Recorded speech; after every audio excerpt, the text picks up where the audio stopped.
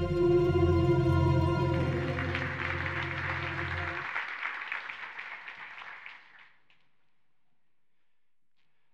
job and the job of people that run IT in large organizations is quite good and quite easy. It's a lot of fun.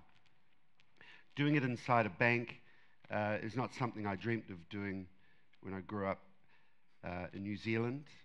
I wanted to be an astronaut. I never thought about working in a bank.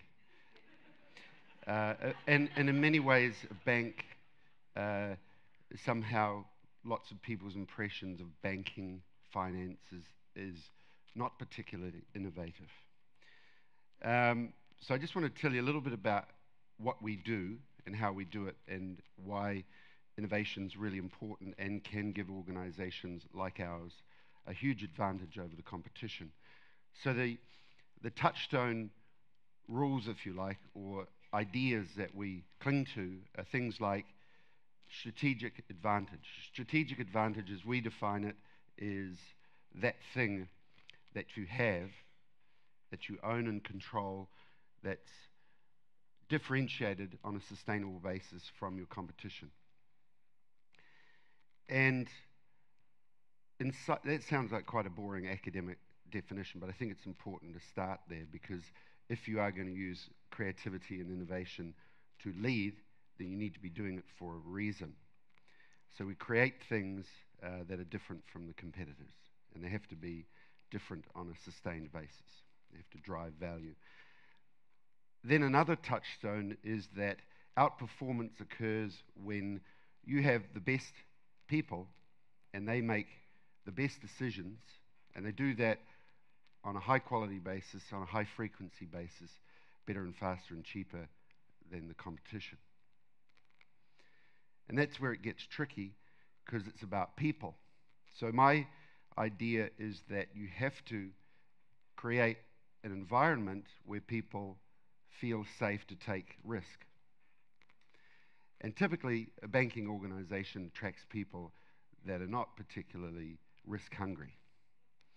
And they like to be in a cozy environment for a long career. And we might find the most innovative people in financial services are actually in the sales and trading and marketing areas. And it's not often that you would see lots and lots of innovation coming out of a technology and operations part of an organization, let alone for a bank.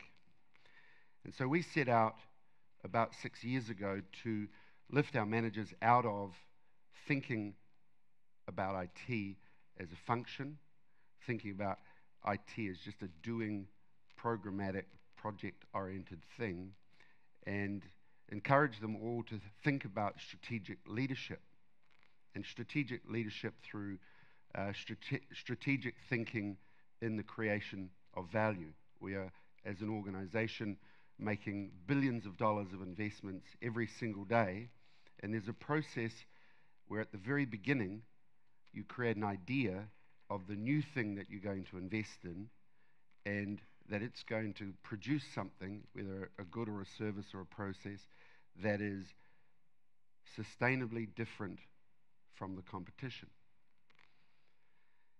And you'd be surprised that there are a lot of people that wake up in the morning and they have a brilliant idea in the shower or at breakfast, and they come into work and they promptly forget it because the in tray is full, someone's got a whole lot of demands of them, and they just don't get the opportunity to expand on that idea.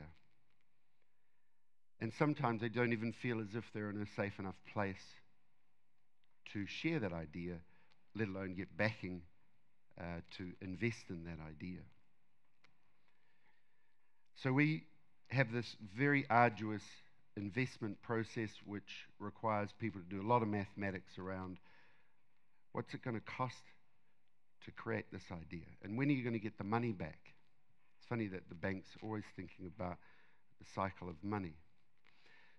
But through 100 years of trialing things through innovation, in research and development, in the creation of funds that are specifically targeted to invest in things outside of our normal business, there is still a lag effect between the idea, the investment, the deployment, and then the creation of value. And so what we've done in a variety of areas is just allow people the time, the space, the work environment, and a collaborative partnership with people in their teams to think about fast, easy ideas that can be monetized quickly, yet it doesn't matter if they fail. And that cultural aspect has been the hardest way to change the way people think and do. So take it for an example, we went off to MIT and we've taken 400 leaders through the MIT program creating value. And it's all about how we invest in IT, creating architecture for IT, and how we take product and service to market. And 98% of the people that have been on this program think it's the best thing they've ever done in a corporate development environment.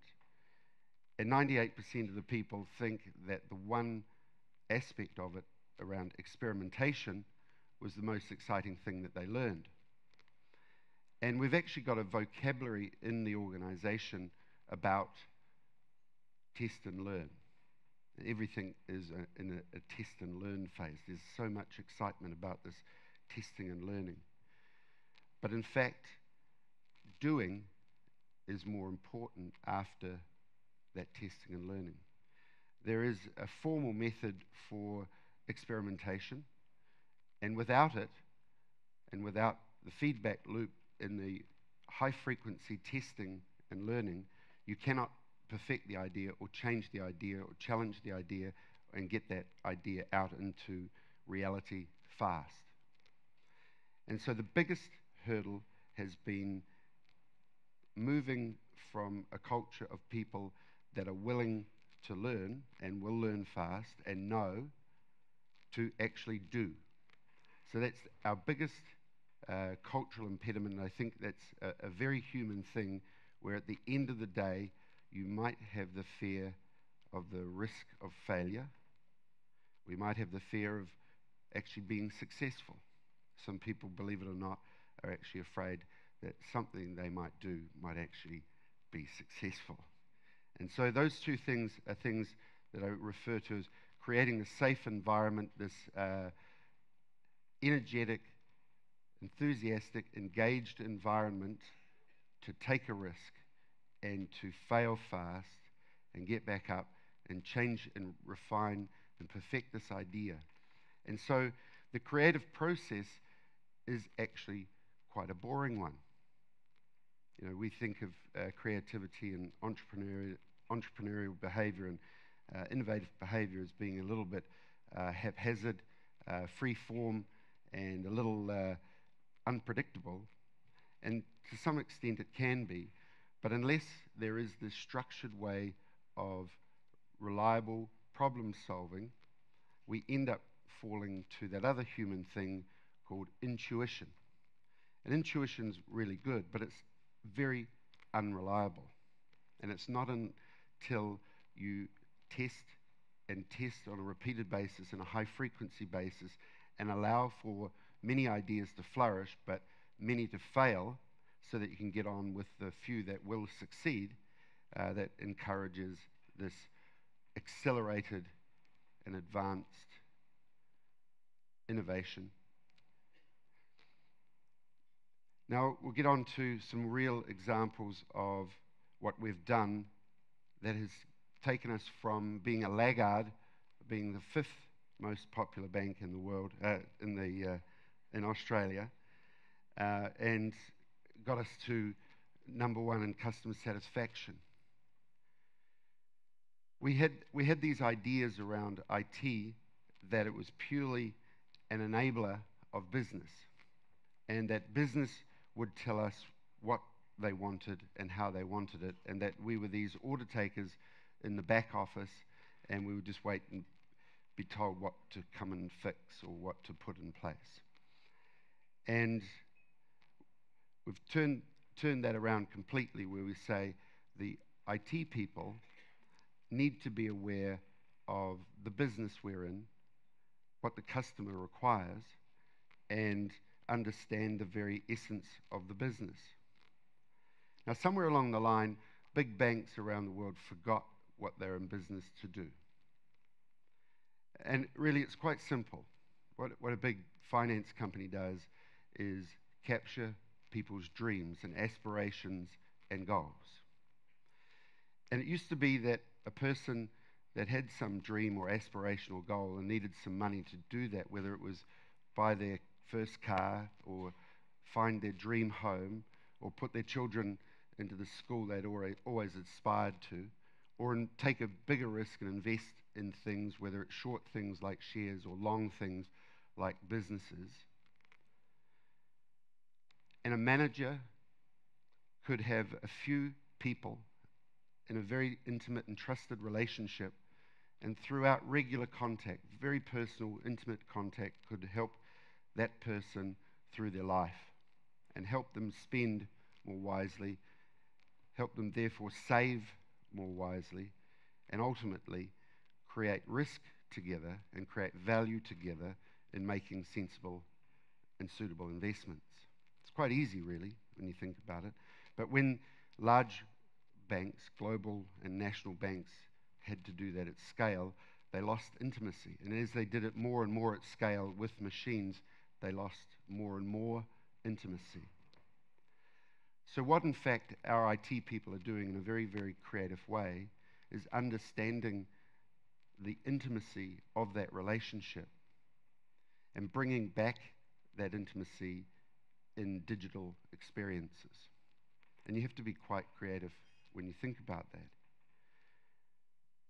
because we have every single financial detail of every one of our customers. And what we're trying to do is what technologists have been doing ever since the computer was around. And the early iterations of things like the mouse, things like HTML, are all human quests to make the interaction between the human being and the machine more seamless, to free us up to do more rich and valuable tasks. And everyone that's in this endeavor to make life better for our customers knows that all we're trying to do is find the most seamless way to connect human beings. And that is, increasingly, half of all of our people that are logging on to interact with the bank are doing that through a smartphone.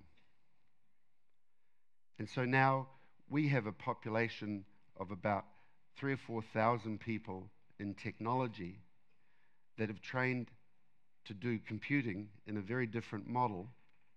They need to feel like they can come to a safe environment and relearn and upskill and point their everyday endeavors at releasing value between what the bank has in its information to create better savings plans, better spending plans, and therefore better investment plans for individuals, for households, and for corporations.